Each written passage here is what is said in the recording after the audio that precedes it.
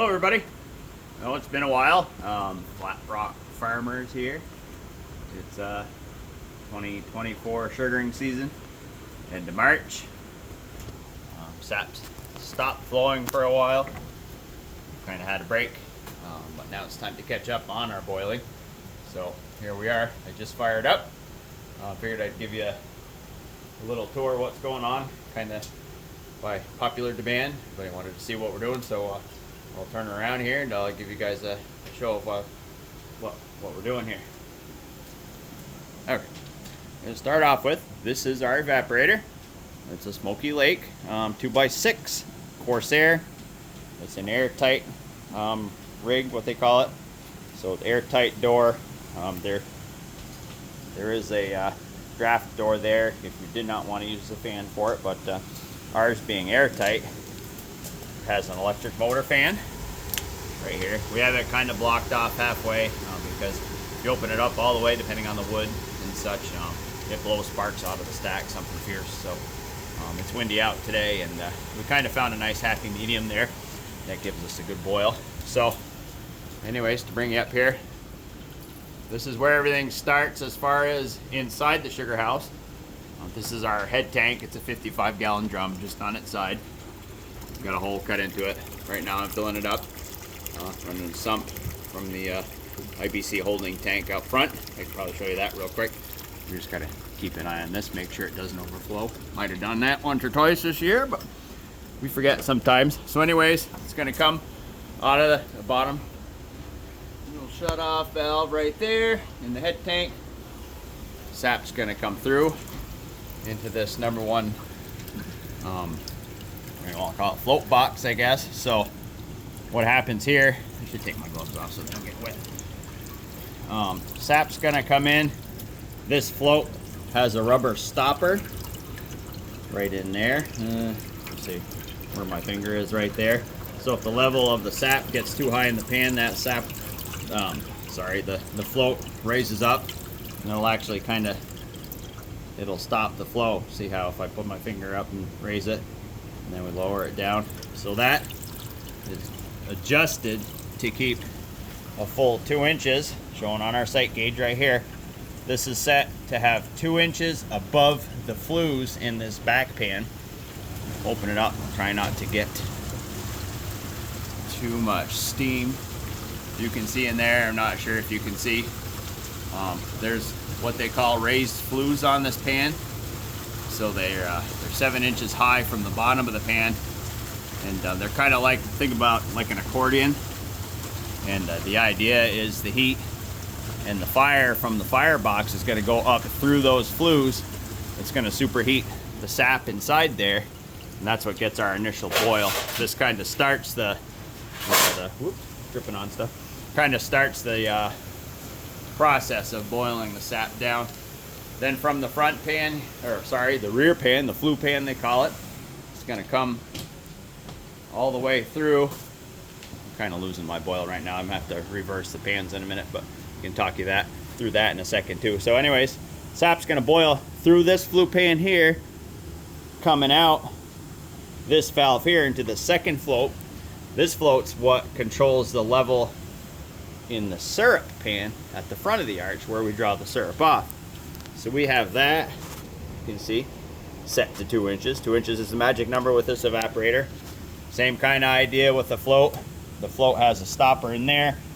That's gonna, as the level of the syrup pan goes down, the float's gonna go down as well. It's gonna open up that little valve, let more sap in, and that's gonna get the sap into the syrup pan. So from that float box, it's gonna go past that little rubber stopper into here. Gonna come through. We're drawing off on this channel here. See where it's high? That's almost syrup. Drawing off. Anyways, this is what they call a one side reverse pan. So the sap's coming through this pipe, all the way through this pipe, in through to this channel here. So that's partially boiled sap from the flue pan. It's gonna go through a hole on the end. Oh, my hand looks weird on this.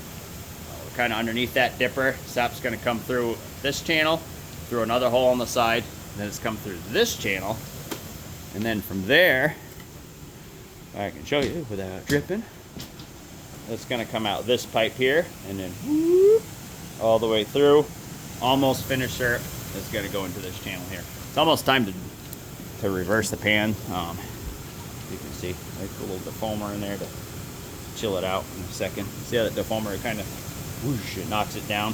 What's happening is this stuff later in the season, we're making darker syrup. It's the darker side of Amber Rich, which is the really good stuff. You're gonna get sugar sand and niter building up in the bottom of that channel, and that's kind of what happens. We noticed with this rig, still trying to get used to it. When it's time to reverse the pan and clean that up, that kind of boils up. We're gonna hold the temperature on our auto draw off, which I can explain in a minute too. You know, it's kind of weird. Little numbers go funky on the camera, but it kind of sticks at like 216 degrees, something like that. We know it's time to reverse because it's not going to gain any heat. If you don't reverse and you let all that niter and crud build up on the pan, it's going to cause like an insulating layer on the bottom of that pan, and it's going to actually get too hot. That niter is going to start burning on the pan, and it sucks to really clean up. You could really ruin your pan. Ask me how. I know. We almost did it this year. It sucks, and it's kind of scary. It sets you back because you got to scrub your pans and stuff. So let me set you guys down for a minute. I'm going to fire this up because I'm losing my boil. Set it down here.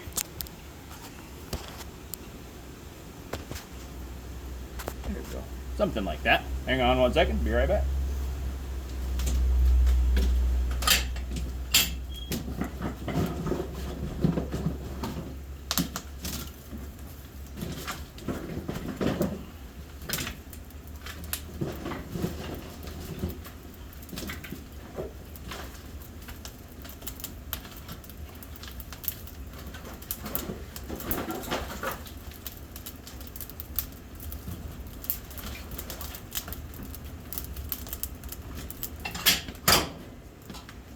Okay, there we go. You see we got kind of super huge, crappy chunks of wood. We're running low on sugar wood, so I'm out front cutting and splitting today. And this wood's, it's older wood from roadside and stuff, so it doesn't split all that good, so I can't split it that small, but we're making it work. So we're gonna reverse the pans now. All we gotta do is flip these valves. So we're gonna turn this valve here, and then we swing this valve here.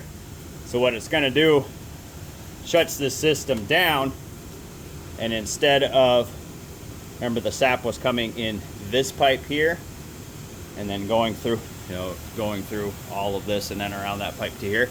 Now it's just reversed everything through a series of valves. The sap's actually gonna come out of that float box straight in here, and then through into this part of the pan here. Oh, I bet you. Hang on one second, because I'm gonna overflow our head tank. That's one thing. Remember I said if we don't remember to shut that off, just a simple sump pump in there.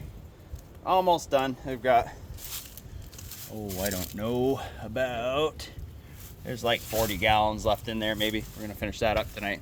This is a 325 gallon IBC tank.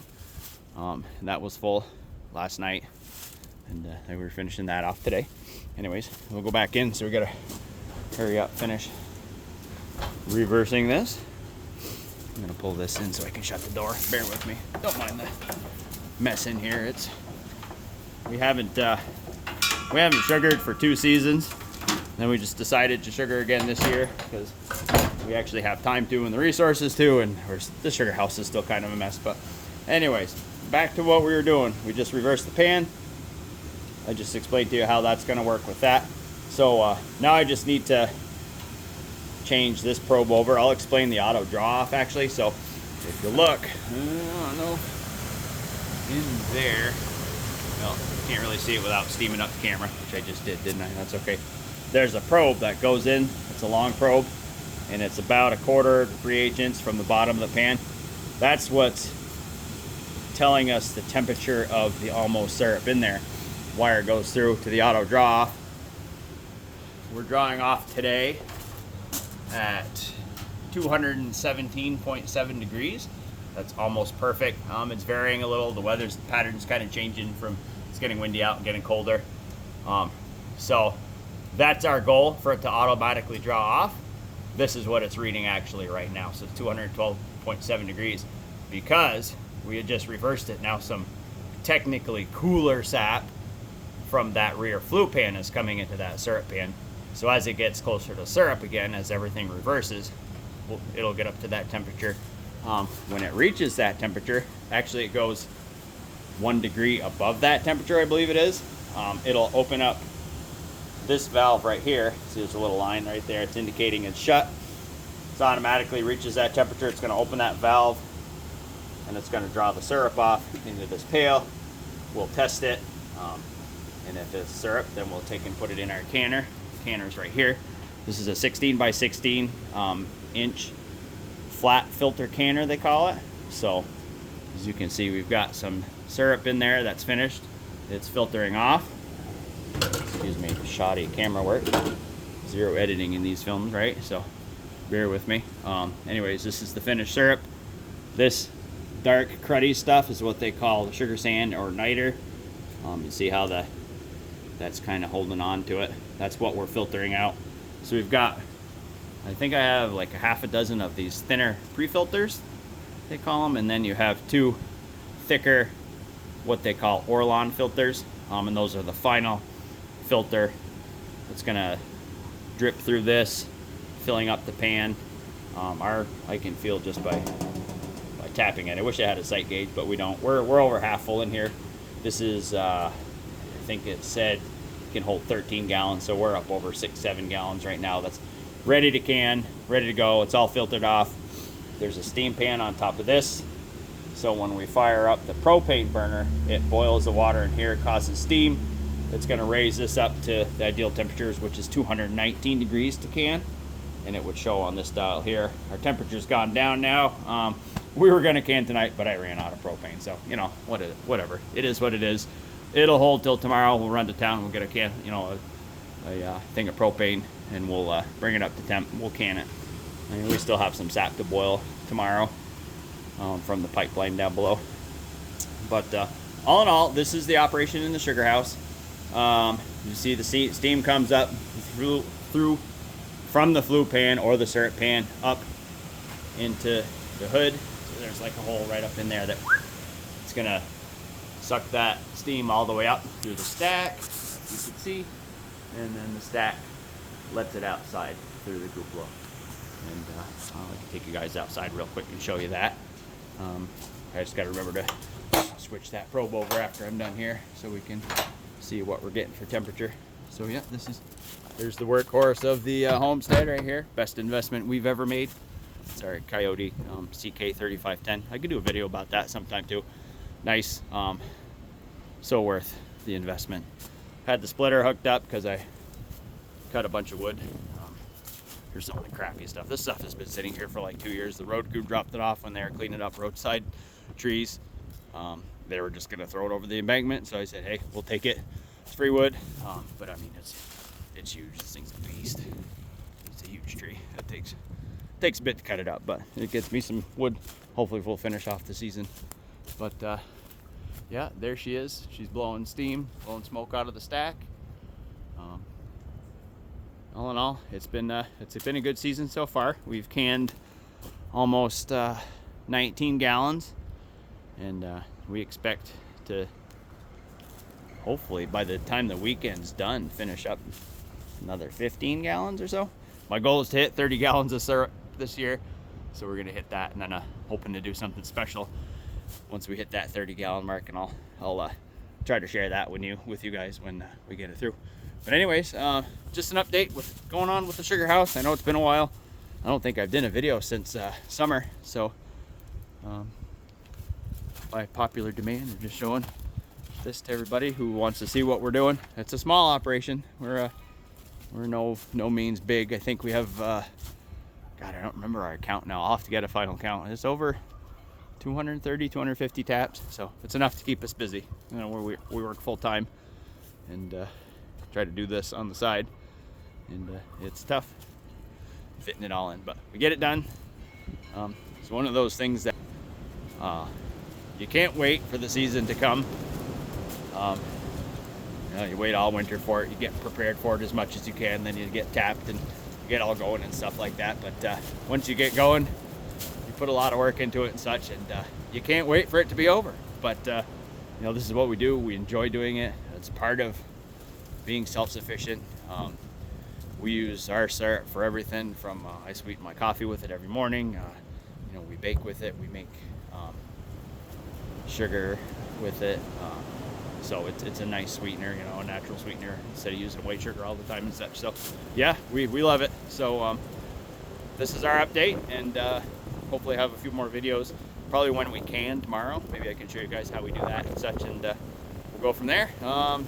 Till then, hope you guys have a great evening, and be safe. It's cooling off. Looks like we're gonna have a few more runs this week. Sounds like there's a big storm coming sometime in the middle of the week. We'll see.